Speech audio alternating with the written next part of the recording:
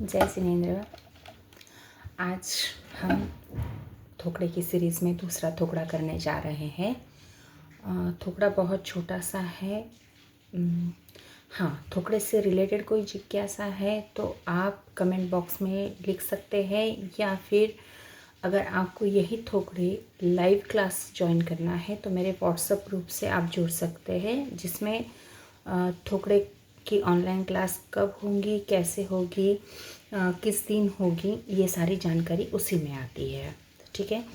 आज हमारे थोकड़े का नाम है 4 को जीतना दुर्लभ। है ना।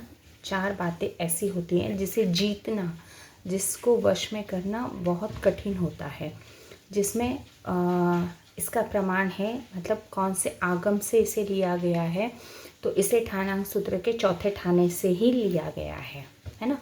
तो भगवान फरमाते हैं ठाणांग सूत्र के चौथे ठाने में कि इन 4 बातों को जीतना सबसे कठिन है। वो 4 बातें कौन सी है? तो सबसे पहला माना जाता है कि जो हमारे 8 कर्म है, 8 कर्म में सबसे दुर्लभ जिसे जीतना है वो है मोहनीय कर्म। मोहनीय कर्म पर जीत हासिल करना सबसे मुश्किल होता है, क्योंकि यदि किसी जीव ने मोहनीय कर्मों को जीत लिया तो वो जीव बहुत जल्दी अपने बाकी को कर्मों को का क्षय करके सिद्ध अवस्था को प्राप्त कर सकता है, अरिहंत अवस्था को प्राप्त कर सकता है।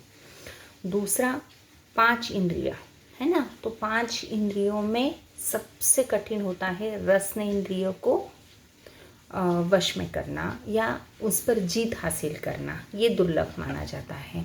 तीसरा माना जाता है कि 5 स्थावर कौन से हैं? पृथ्वी काय, अपकाय, तेवकाय, वायुकाय और वनस्पतिकाय।